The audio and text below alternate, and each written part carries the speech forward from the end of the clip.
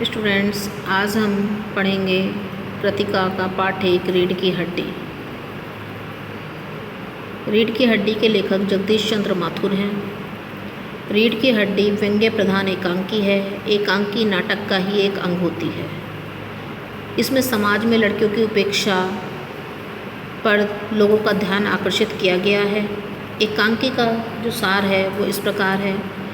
एकांकी प्रारंभ होती है बाबू रामस्वरूप से, जिसमें बाबू रामस्वरूप अपने नौकर के साथ मिलकर अतिथि कक्ष को सजा रहे हैं। वे तख्त बिछाकर नौकर को दरी तथा चादर लाने का आदेश देते हैं। नौकर बिछाने की चादर की बजाय मालकिन प्रेमा से मालिक की धोती मांगता है। इस पर मालकिन प्रेमा जो हैं गुस्सा करती हुई वहाँ पर आती हैं। रामस्वरूप प्रेमा को बताते हैं कि उन्होंने बिछाने वाली चादर मंगाई थी।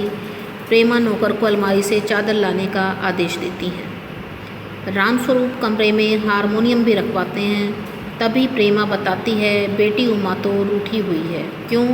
क्योंकि उनकी बेटी उमा को लड़के वाले देखने आने वाले हैं, इसलिए रामस्वरूप तैयारी कर रहे हैं और वहाँ पर एक हारमोनियम भी रखते हैं जिससे उनकी बेटी उमा जो है लड़के वालों को अपना गाना सुना सके।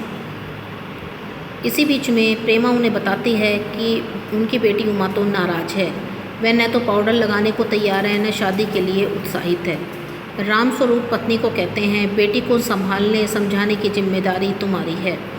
पत्नी अपना पल्ला झाड़ते हुए कहती है कि उसे इतना पढ़ाना लिखाना नहीं चाहिए था। वह एंट्रेंस पास कर लेती, इतना ही काफ़ी था। पत्नी प्रेमा के इस प्रकार कहने पर बाबू रामस्वरूप उनको डांटते हुए कहते हैं कि तुम्हें समझाया था कि हमें उमा की पढ़ाई को छिपाना है, तुम फिर भी एंट्रेंस का नाम मुंह पर ला रही हो। रामस्वरूप आने वाले अतिथि गोपाल प्रसाद के बारे में प्रेमा को बताते हुए कहते हैं कि वे यूँ तो वकील हैं और सभा सोसाइटियों में जाते हैं, परंतु बहु अधिक पढ़ी लिखी नहीं जाते। कैसे दकियानूसी ख्याल हैं इनके। उनका बेटा तो बाप से भी आगे है। वह बीएससी करने के बाद मेडिकल कॉलेज में पढ़ रहा है, परंतु लड़की वह भी कम पढ़ी लिखी चाहता है।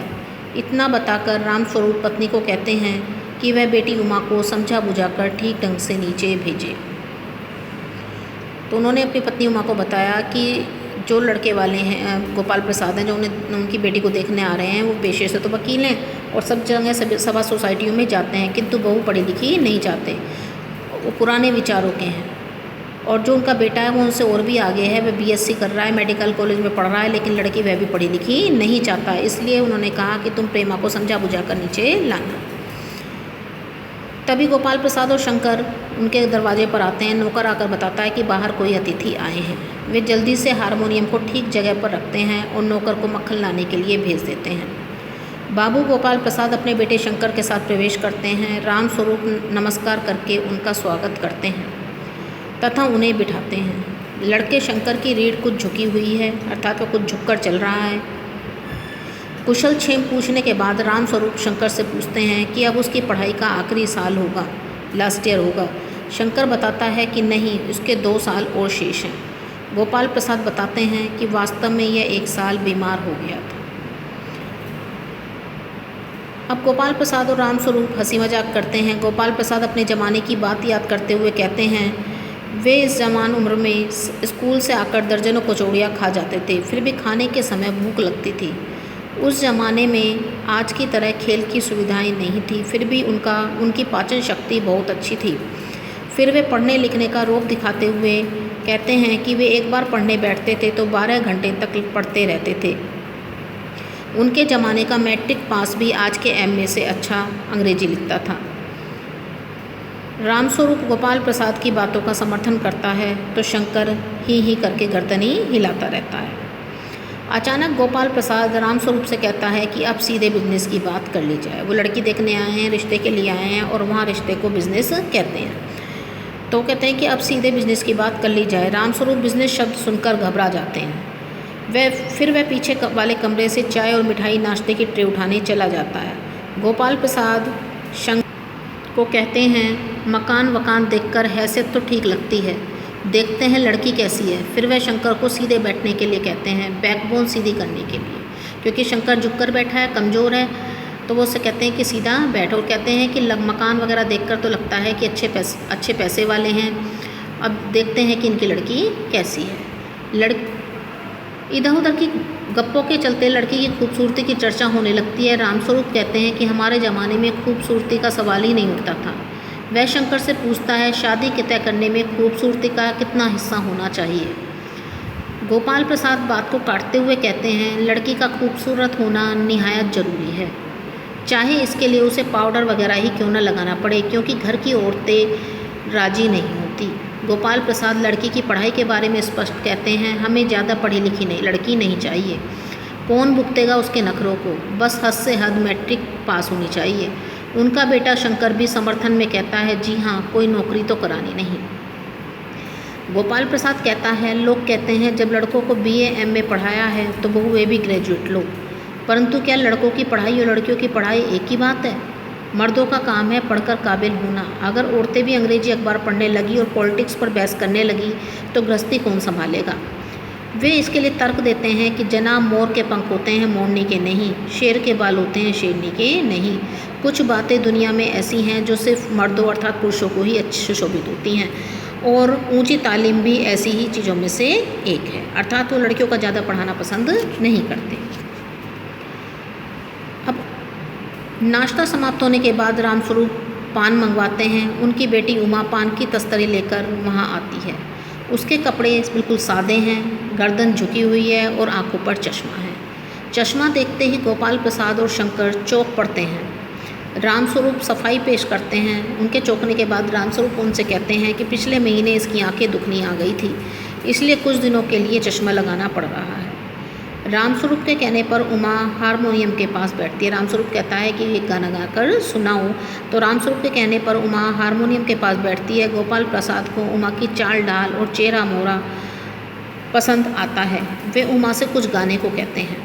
उमा मीरा का भजन सुनाती है, मेरे तो गिरधर गोपाल दूसरा न है कोई।